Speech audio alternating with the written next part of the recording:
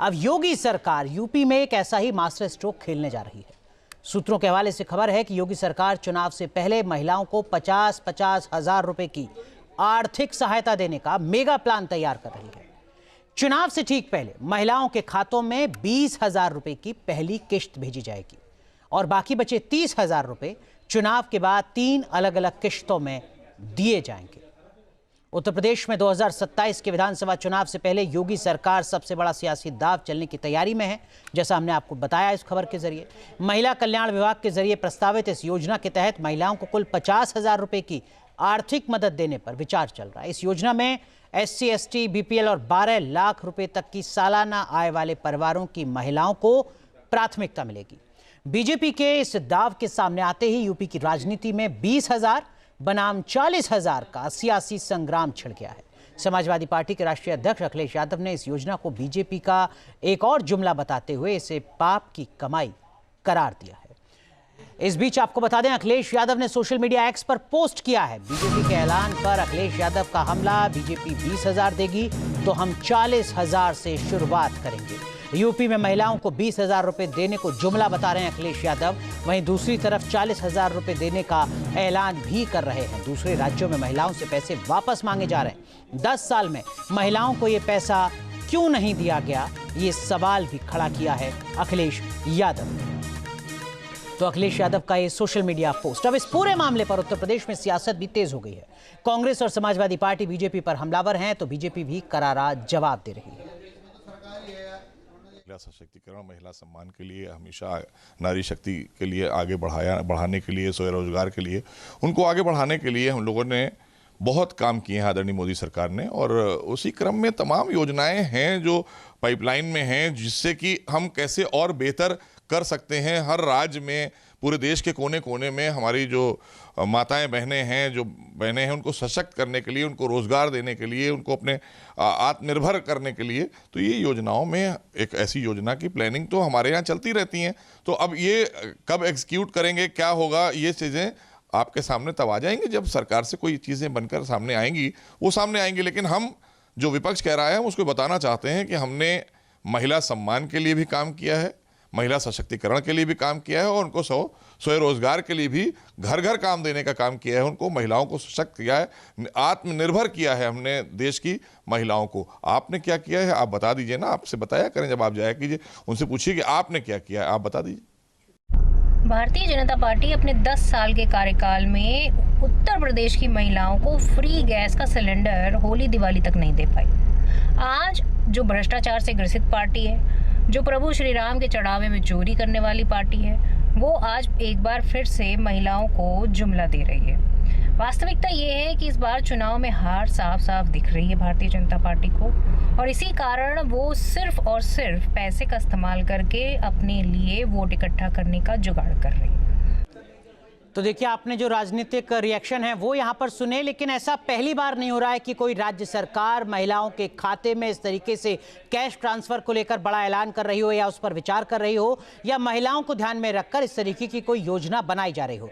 जैसा कि हमने आपको शुरुआत में ही बताया कि कई ऐसे राज्य हैं जहां पर भारतीय जनता पार्टी की जीत का आधार महिला केंद्रित योजना या महिलाओं के खाते में पैसा ट्रांसफर करना ही बताया जाता है, जिसमें मध्य प्रदेश, महाराष्ट्र, उड़ीसा, छत्तीसगढ़, हरियाणा और हाल ही में बिहार जहां चुनाव हुआ है वो भी शामिल है। लेकिन इसका मतलब ये भी नहीं है कि सिर्फ भारतीय जनता पार्टी शासित जो राज्य हैं वहीं पर इस तरीके की योजनाएं चली हैं और सिर्फ बीजेपी को ही इस तरीके की योजनाओं का फायदा हुआ है। कई राज्य ऐसे हैं जहां पर भारतीय जनता पार्टी सत्ता में नहीं रही, लेकिन वहां पर भी इस तरीके की योजनाएं शुरू की गई, जिसमें झारखंड मैया सम्मान योजना, कर्नाटक गृह लक्ष्मी योजना, वहां कांग्रेस सत्ता में है, पश्चिम बंगाल में लक्ष्मी भंडार योजना का ऐलान 2022-21 के विधानसभा चुनाव में किया गया था टीएमसी की तरफ से। पंजाब में आम आदमी पार्टी की तरफ से 2022 के विधानसभा चुनाव में महिलाओं को 1,000 रुपए हर महीने देने का वादा किया गया था। हिमाचल प्रदेश में कांग्रेस ने 2022 के विधानसभा चुनाव में महिलाओं को 1,500 रुपए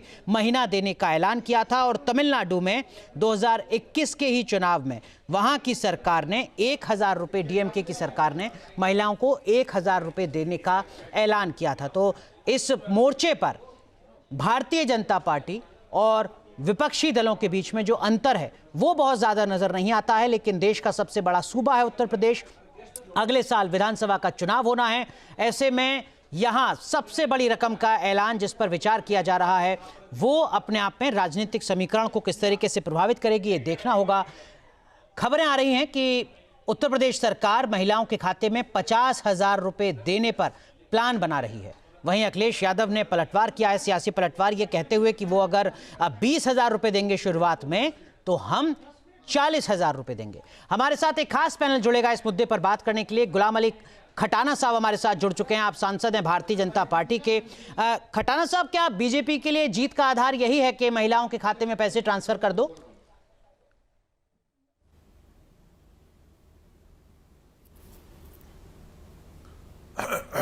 देखिए,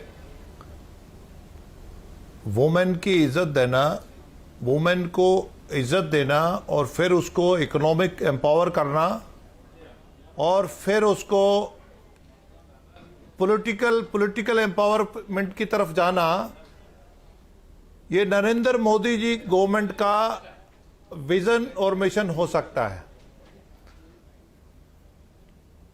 क्योंकि जिस सोच में, जिन पॉलिटिकल पार्टीज की सोच अभी 100 साल पुरानी है, जो बहनों को हक देना चाहते नहीं,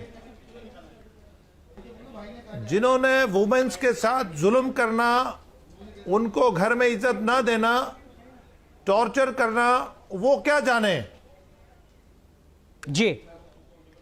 पर लेकिन खटाना साहब, आप तो पॉलिसी मेकर हैं, सांसद हैं, आपको नहीं लगता कि हायर एजुकेशन में उत्तर प्रदेश की लड़कियों का ड्रॉप आउट रोकना आपकी प्राथमिकता होनी चाहिए थी?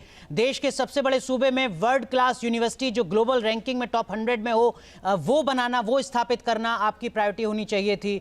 किसान जो अपने आप में बड़ी तादाद है, आपकी भी हो सकता है वही बैकग्राउंड रही हो मूलतः, किसानों की आमदनी कैसे बढ़ाई जाए ताकि परिवार की संपन्नता बढ़ सके, वो आपकी प्राथमिकता होनी चाहिए थी। और पर कैपिटा इनकम बढ़ जाती उत्तर प्रदेश की अगर बाकी बड़े राज्यों के मुकाबले, तो वो बेहतर हो सकता था। इसे तो विपक्ष रेवड़ी बताएगा ना सर, खटाना साहब?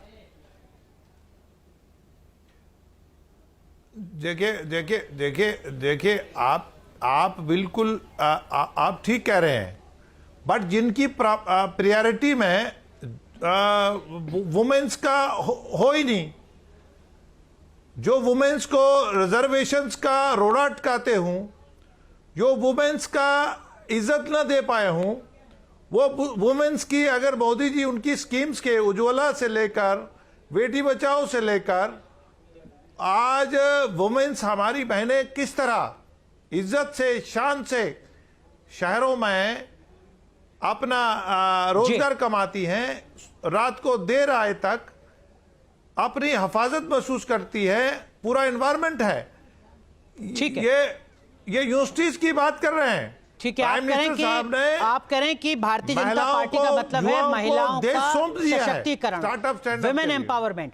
हमारे साथ समाजवादी पार्टी की प्रवक्ता पूजा मिश्रा जी भी जुड़ चुकी हैं, साथ ही साथ सामाजिक कार्यकर्ता प्रियंका राणा जी भी हमारे साथ बनी हुई हैं। प्रियंका जी, मैं आपके पास आऊंगा, लेकिन उससे पहले पूजा मिश्रा, आपका पहला रिएक्शन, क्योंकि जो बीजेपी के कार्यकर्ता हैं वो तो अगर ये जो खबरें चल रही हैं ये जमीन पर उतरती हैं तो इसको मास्टर स्ट्रोक बताएंगे, और इसका असर हमने देखा है बिहार में और बाकी राज्यों में भी।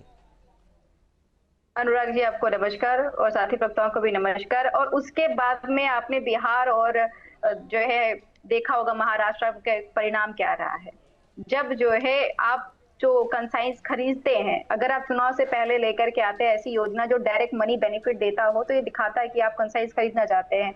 उत्तर प्रदेश में फिलहाल अभी पंखे से आप सड़कें सुखा रहे हैं, आपने गड्ढे कर रखे, 20-20 फीट गड्ढे हो रखे हैं, और बिहार में आप सड़कों पर टाका लगा रहे हैं अनुराग जी। तो ये जो पैसे देने की बात आ रही है महिला उत्थान के लिए, महिला उत्थान की अगर इच्छा होती इनकी तो पिछले 10 सालों में ही महिला उत्थान कर ली होती। इनसे पूछिएगा कितनी बालिका स्कूल चलाई गई, नहीं चलाई गई, बंद की गई। इनसे पूछिएगा महिलाओं के लिए इनका कौन सा शक्ति मिशन लेकर के आए हुए थे। मैं चैलेंज के साथ कहती हूँ, बीजेपी के सांसद बैठे हैं, बिना गूगल देखे हुए मुझे बता दे कि मिशन शक्ति के 10 कौन से जो है पैमाने थे जिसको लेकर के आई थी कि सरकार करेगी। मुझे कम से कम वो हेल्पलाइन नंबर ही बता देंगे जो मिशन शक्ति के तहत आया हुआ था, बिना गूगल के। देखिए, गूगल करते रहेंगे। ये इनको खुद नहीं पता है कि महिलाओं का उत्थान ना इनको करने की इच्छा थी, ना है, ना ही ये करना चाहते हैं। आप बताइए अनुराग जी, देंगे महिलाओं को कह रहे हैं, देंगे नहीं देंगे वो अलग की बात होगी, भी कह रहे 20,000 देंगे, 10-10 बाद में देंगे, फिर कौन जाने, ये तो बहुत सारी चीजें कहे हुए। लेकिन अखिलेश यादव ने बीजेपी पर तंज कसते हुए कहा कि बीजेपी 20,000 से शुरुआत करेगी तो हम 40,000 से शुरुआत करेंगे, यानी कि चुनाव से पहले महिला वोट बैंक पर सियासी दांव के बीच बीजेपी की संभावित योजना पर विपक्ष ने हमला तेज कर दिया है। देखिए रिपोर्ट। यूपी में विधानसभा चुनाव